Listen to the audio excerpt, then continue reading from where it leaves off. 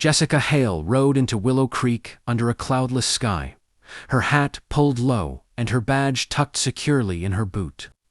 To the townsfolk, she would simply be Jess Harper, a quiet newcomer looking for honest work. In reality, she was one of the Pinkerton agency's sharpest detectives. Sent to uncover a smuggling ring hidden somewhere in this peaceful-looking stretch of prairie. The town looked ordinary. Enough dusty wooden storefronts, a bustling saloon, the smell of coffee drifting from the diner. But Jessica knew how often danger hid under the most harmless surface. Her first stop was Boone's Stables, where she was told she could find cheap lodging and a job. As she approached, a tall man, stroking the mane of a chestnut mare, turned to face her. He had sun-browned skin, a steady gaze, and a smile that arrived slowly but warmly. "You lost, ma'am?" he asked. "No, just looking for work," Jessica replied coolly.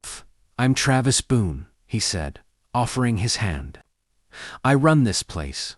You know horses." "Well enough," she answered. The truth was, she knew more about catching criminals than grooming mares. But she'd studied every horse manual she could get her hands on before taking the assignment. She could fake it, she always did. Travis studied her for a long moment. Not suspicious, exactly, just curious. Jessica kept her expression easy, her lies smooth. He showed her around the stables, introducing the horses like old friends. "You keep to yourself?" he asked casually. "Mostly." "That's fine. Folks here are friendly, but we don't pry if someone ain't ready to share." The kindness in his voice surprised her. She'd seen plenty of men like Travis, hardworking, soft-spoken, loyal to their land, but rarely did they notice when a stranger was tired or tense. "You can stay in the loft," he offered. "Work starts early." Jessica nodded.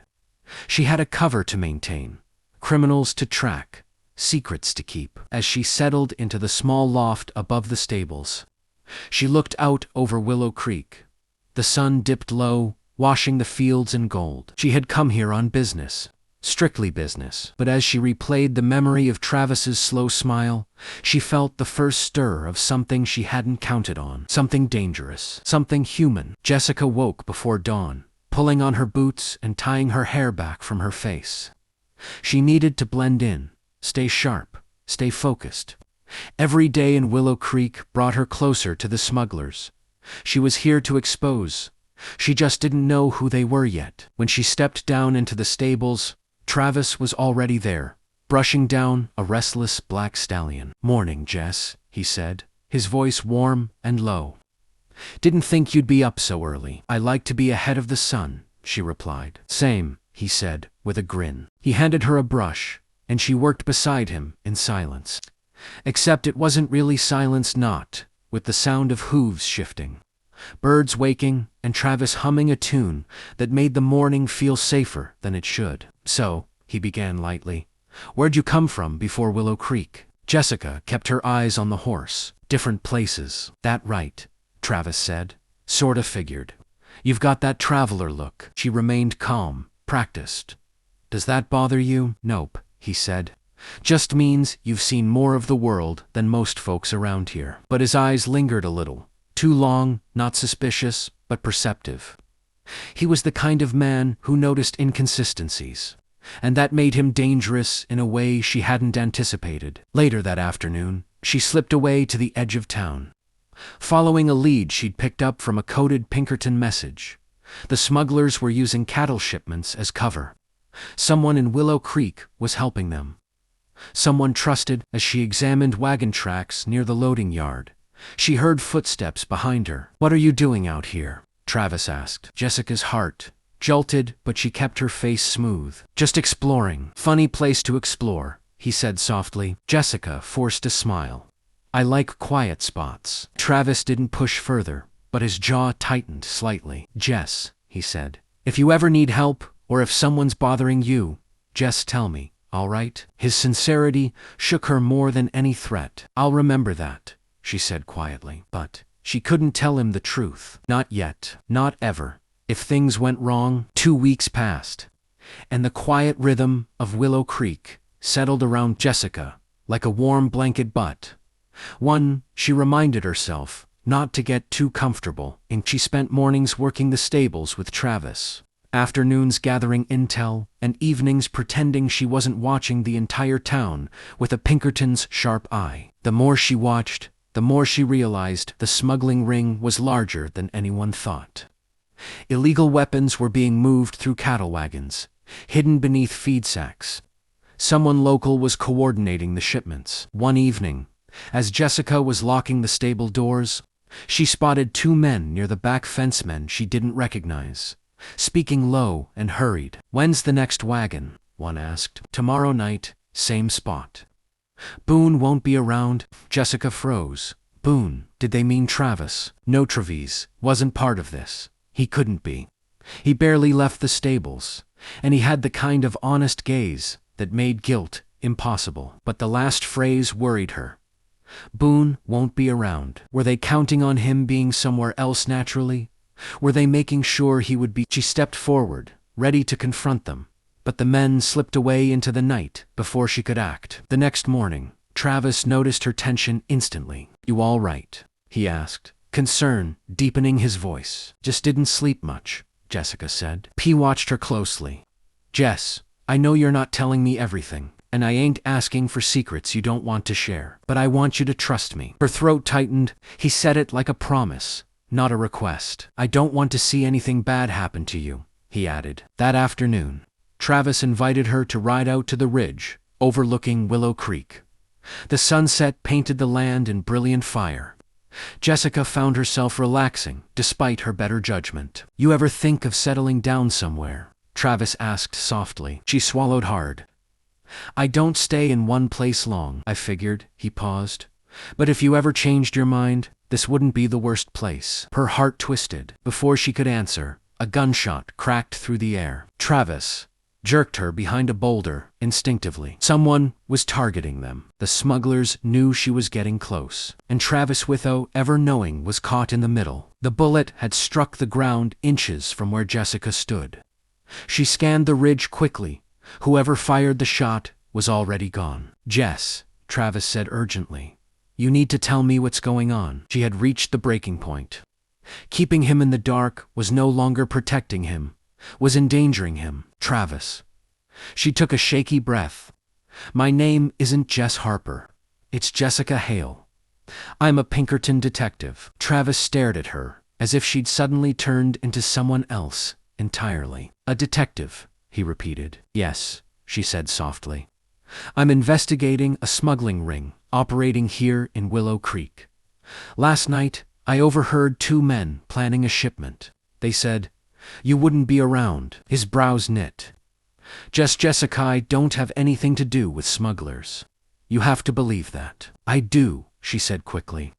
"I just don't know why they mentioned you." Travis exhaled deeply, running his hand through his hair. "Because my cousin Frank handles the shipment yard sometimes. Maybe he's involved in using my name to cover tracks." That clicked into place to isolate. Jessica nodded slowly. "We need proof, and we need to keep you safe," he insisted. They rode back to town under a thickening dusk. Travis stayed close to her side, protective in a way that made her chest ache. Inside the stable loft, he helped secure the door. "You should leave town for a bit," he said quietly. Jessica shook her head. "I can't. Not until I finish this." "Of course," he muttered, half frustrated, half admiring. Before she could respond, footsteps sounded outside the stables. Jessica pressed a finger to her lips. They both stilled. A shadow moved past the window. Then another. Jessica's breath hitched. They were surrounded. Travis reached instinctively for his old hunting rifle. Jessica pulled her revolver.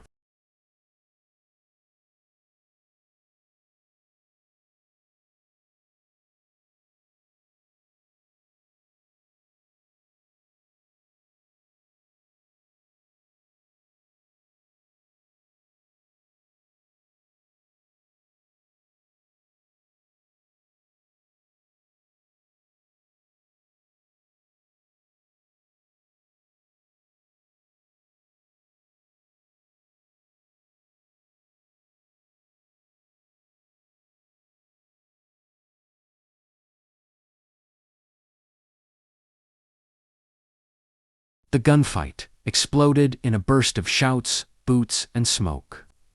Jessica fired with precise Pinkerton skill, dropping one smuggler before he could raise his weapon. Travis held the doorway, blocking anyone from getting inside the loft. "Behind you," he shouted. Jessica whirled just in time to knock aside a rifle, but aimed at her ribs. She elbowed the attacker, flipped him to the floor, and cuffed his wrists in one swift motion. Travis stared, wide-eyed. "Remind me never to get on your bad side." "Noted," she said breathlessly. With the help of Travis's quick thinking and her training, they subdued the group. By the time the sheriff arrived, Jessica had already extracted confessions, linking the smuggling ring to Frank Boone and several out-of-town buyers. Frank was arrested before dawn. The town buzzed with shock the next day, unable to believe the friendly Boone cousin was behind so much crime. Jessica stood near the corral, watching the sun rise when Travis approached her quietly. "So, you'll be riding out soon," he said. Her chest tightened. "I have to file my report." "Then yes," Travis nodded, boots scuffing the dirt. "Figures, folks like you don't stay put long." She stepped closer. "I didn't expect to stay anywhere this long." He met her eyes, then really met the man. She felt that shift again, that pull she'd been fighting since the day she arrived. "You changed this town," Travis said, "and you changed me." Jessica swallowed. "I didn't mean to." "You can leave," he said softly. "But I'd like to think. Maybe you'll come back." She should have walked away. Should have kept things clean and simple, like every other assignment.